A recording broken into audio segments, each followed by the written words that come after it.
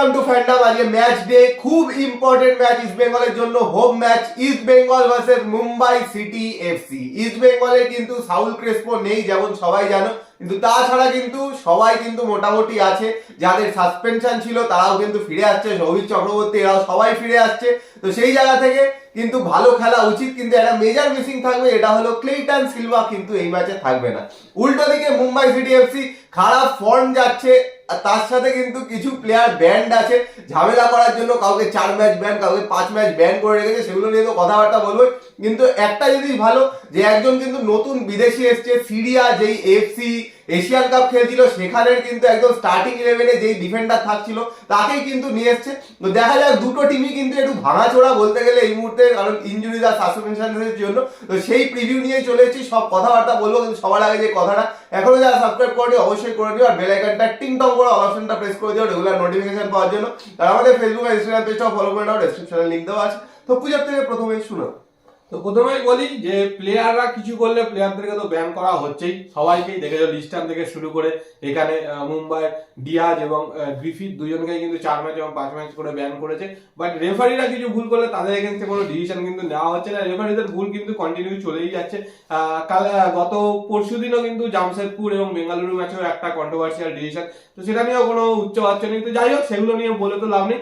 আর আজকের খেলা তো রয়েছে, আর অবশ্যই রাত্রিবেলা কিন্তু ব্লগ চলে আসবে 10টা সাড়ে 10টা নাগাদ। অবশ্যই দেখো, নোটিফিকেশন না গেলেও চ্যানেলে সার্চ করে কিন্তু অবশ্যই দেখো, ব্লগ কিন্তু আসবে।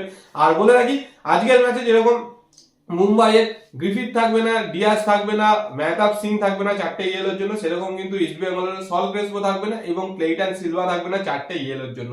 বাট সৌভিক চক্রবর্তী কিন্তু ফিরছে, তো সৌভিক চক্রবর্তী থাকবে। তো সেখান থেকে কিন্তু মাঝ মাঠটা অবশ্যই ইস্ট বেঙ্গল চাইবে নিজেদের কন্ট্রোল করতে, প্লাস হোম ক্রাউড তো রয়েছে, নিজের মাঠে খেলা, সেটা একটা বড় ব্যাপার। বাট নতুন কোচ আসার পরে কিন্তু বেশ কিছু ইয়ং প্লেয়ারকে মুম্বাই কিন্তু সুযোগ দিচ্ছে, যেরকম আয়ুষ চিকারা, গুরকিরাজ সিং, এদেরকে কিন্তু শুরু করাচ্ছে এবং এরা কিন্তু প্রত্যেকেই ভালো খেলছে, গোল করছে, অ্যাসিস্ট করছে। তো সেখান থেকে কিন্তু খুব একটা লাইটলি নিলে কিন্তু মুম্বাইয়ের সাথে মুশকিল আছে। মুশকিল তো অবশ্যই আছে, কিন্তু ইস্ট বেঙ্গল কিরকম টিম নামায় সেটাই কিন্তু দেখার বিষয়, কারণ ক্লেইটনকে ছাড়া বোধহয় এই প্রথম খেলবে। আর ফেলিসিও ব্রাউন ফোর্বস নতুন এসছে, আগের দিন একটা গোল পেয়ে গেছে, সুযোগ সন্ধানীর মতো একটা গোল পেয়ে গেছে। এটাই কিন্তু সুযোগ ফেলিসিও ব্রাউন ফোর্বসের, যে কেমন প্লেয়ার সেটা প্রুফ করার। হোম গেম, এখানে কিন্তু স্টার্টিং 11-এ চান্স পাবে, যেহেতু ক্লেইটন নেই। এই ম্যাচটাই কিন্তু নিজেকে প্রুফ করার একদম সুবর্ণ সুযোগ, শুরুতেই প্রথম হোম গেম কিন্তু ওর। আর তাছাড়া ভিক্টর ভ্যাসকেজকেও কিন্তু নামতেই হবে, কারণ এই মুহূর্তে কিন্তু ক্লেইটন যেহেতু কার্ডের জন্য নেই, সাউল ক্রেসপো ইনজুরির জন্য নেই, তো সেই জায়গা থেকে কিন্তু ইস্ট বেঙ্গলের 4টে বিদেশি পড়ে আছে। তো 4 জনই হয়তো খেলবে আশা করা যায়। পারদো আর নতুন যে ভিক্টর ভ্যাসকেজ এসছে, এরা দুজন আশা করা যায় মিডফিল্ডে খেলবে। আর বাকি স্কোয়াডটা সেমই থাকবে, উপরে ফেলিসিও ব্রাউন ফোর্বস নামবে। আমার কিন্তু এটাই মনে হচ্ছে, সৌভিক চক্রবর্তীও থাকবে। মিডফিল্ডটা কিন্তু স্ট্রং হওয়া উচিত, কারণ পারদো দেখেছো কিরকম খেলেছে ডার্বিতে। আগের ম্যাচটা হয়তো সেই রকম ভালো খেলেনি, কিন্তু তবুও ডিফেন্সে যা খেলছিল তার থেকে কিন্তু ভালোই খেলছে। আর যেটা বড় কথা, প্রচুর দায়িত্ব কিন্তু নিতে হবে মাঝ মাঠে যারা থাকবে। যদি ভিক্টর ভাস্কোয়েজ থাকে তাহলে ওকে, প্লাস সৌভিক থাকলে সৌভিক চক্রবর্তীকে, এদের দুজনকে কিন্তু দায়িত্ব নিতে হবে যেন মাঝ মাঠে যেন বল লুজ না করে। কারণ লাস্ট দিন কিন্তু দেখেছো মাঝ মাঠে একদমই খেলানি, আর সেটার অ্যাডভান্টেজই কিন্তু নর্থ ইস্ট নিয়েছিল, সেখান থেকে কিন্তু গোল। প্লাস ডিফেন্ডাররাও প্রচুর ভুল চুক ছিল, রাকিবের ভুল ছিল, লালচুঙ্গার ভুল ছিল। তো সেই ভুলগুলো কিন্তু শুদ্ধই নামতে হবে। আর অবশ্যই নান্দা বা মাহেশ বা সায়ন ব্যানার্জি বা বিষ্ণু, এদেরকে যেইভাবে খেলাবে এদেরকে কিন্তু নিজেদের খেলাটা খেলতে হবে। সায়ন যেরকম সুপার কাপে খেলেছে সেই পারফরমেন্সটা যেন আইএসএলও করতে হবে, না করলে কিন্তু মুম্বাইয়ের সাথেও কিন্তু চাপ আছে। তো এবার একটু স্কোয়াডটা বলে দিই, কি মনে হচ্ছে যে স্টার্টিং 11 কি নামতে পারে। দেখো, স্টার্টিং 11-এ হয়তো বিষ্ণু বা সায়ন এদেরকে নামাবে না, এদেরকে সাবস্টিটিউটে রেখে দেবে, যে এদের ইয়াং এনার্জেটিক যে পা গুলো সেগুলো ইউজ করার জন্য। তো ফার্স্টে নাওরে মহেশ সিং তো অবশ্যই থাকবে, আরেকদিকে নন্দা কুমার থাকবে, মাঝখানে ফেলিসিও ব্রাউন ফোর্বস থাকবে। নতুন একটা মিডফিল্ড কম্বিনেশন পুরোপুরি হবে প্লেয়ার মিস করার জন্য, সেটা হলো পারদো থাকবে defensive midfield, Souvik Chakraborty defensive midfield, আর একটু ফ্রি রোলে কিন্তু খেলবে ভাস্কেজ। এটাই কিন্তু ওপরের, আর নিচের কিন্তু আর কোনো অপশন নেই, সেম থাকবে হিজাজি মেহের, তার সাথে লালচুংডুঙ্গা। বাদিকে কাকে খেলা এটাই কিন্তু দেখার বিষয়, কারণ নিশু কুমারকে খেলায় কি খেলায় না, মান্দারকে খেলায় কিনা। রাকিবকে ডান দিকে অবশ্যই খেলাবে, ডান দিকে আমার মনে হয় না চেঞ্জ করবে, কিন্তু বাদিকে কি করবে মান্দাররাও, দেশাই না নিশু কুমার, এটা কিন্তু ভাববার বিষয় করছে। তো দেখা যাক। আর গোলকিপারেতে একখানেই অপশন গিল, সেই কিন্তু খেলবে। এটাই কিন্তু ইস্ট বেঙ্গলের স্টার্টিং 11 হতে চলেছে আমার যা মনে হয়। আর মুম্বাইয়ের টিমটাও কিন্তু অন্যরকম হতে পারে, কারণ যেহেতু কার্ডের সমস্যা রয়েছে, তো সেই জায়গা থেকে বলে দিই যে গোলে তো অবশ্যই লাচেনপা খেলবে, একদিকে ভেকে একদিকে ভালপুইয়া কিন্তু অসাধারণ খেলছে, অ্যাসিস্ট করেছে অনেকগুলো, প্লাস গোলও করেছে সেই। আর ডিফেন্সে অবশ্যই তিরি খেলবে, যেহেতু মেহতাব সিং থাকবে না, তো সেই জায়গা থেকে কিন্তু নতুন যে সিরিয়ান ডিফেন্ডার কিনেছে সে হয়তো থাকবে, দুটো সেন্টার ব্যাক বিদেশি। তারপরে কিন্তু ভ্যান নিফ থাকবে, ভ্যান নিফ কিন্তু যথেষ্ট ভালো খেলছে এবং অ্যাসিস্টও কিন্তু করে আসছে। এছাড়া একদিকে ছাংতে, একদিকে বরিশ সিং, আমার তো মনে হয় ইস্ট বেঙ্গলের এগেইনস্টে বরিশ সিং শুরু করবে, কারণ অন্যান্য দিন কিন্তু বিক্রম প্রতাপকে শুরু করছিল। এছাড়া আলবার্তো নগৌড়া আছে, তার সাথে কিন্তু আপুইয়া আছে, আর একদম ওপরে আয়ুষ চিকারা অথবা গুরগিরাজ সিং। এবার সেটা কোচের ওপর ডিপেন্ড করছে কাকে স্টার্ট করা হবে। তো মোটামুটি এইরকমই কিন্তু। এছাড়া আরেকটা করতে পারে যে অ্যালবার্তো নগরকে পরের দিকে এনে কিন্তু ইকেরকে শুরু করাতে পারে, ইকেরও কিন্তু নতুন সাইন করেছে মুম্বাইতে। তো স্কোয়াড তো শুনে নিলে, পুজোর থেকেও ইস্ট বেঙ্গলের স্কোয়াড আমার থেকে শুনে নিলে, তো আমাদের কিন্তু মনে হচ্ছে এরকম স্টার্টিং লাইন আপ নামাতে পারে।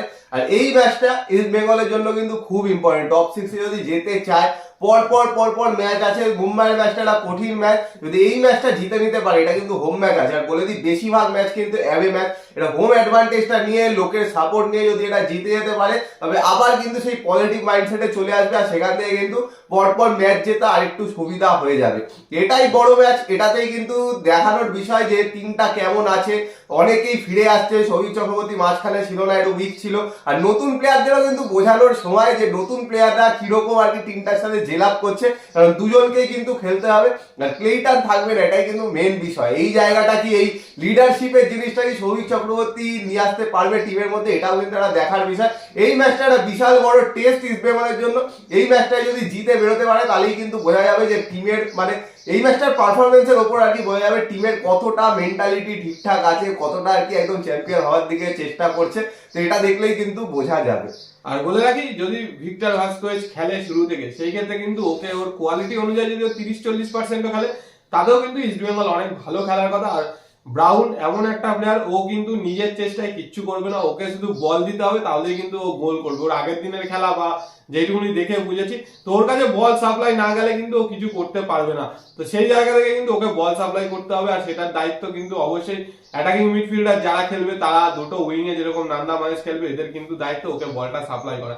আর অবশ্যই আরেকটা একটা বড় কথা, যে মুম্বাইয়ের সেন্টার ব্যাকরা কিন্তু যথেষ্ট লম্বা, সেখান থেকে এরিয়াল বলের থেকে কিন্তু গ্রাউন্ড বলে বেশি খেলা উচিত। তো সেইগুলো তো অবশ্যই কোচ জানে, কোচের তো ট্যাকটিক্স নিয়ে কিছু বলার নেই। তো সেই জায়গা থেকে কিরকম পারফরমেন্স করে সেটাই, আর অবশ্যই জিততেই হবে টপ 6 এ আসতে গেলে। তো শেষে আরেকটা কথা বলি, পুজো মাঝখানে বলেছিল বরিশ সিং, ওটা বিপিন সিং হবে, বরিশ সিং হবে না। তো বিপিন সিং কিন্তু নামতে পারে, আর বিপিন সিং নামলে কিন্তু ছটপট পড়বে।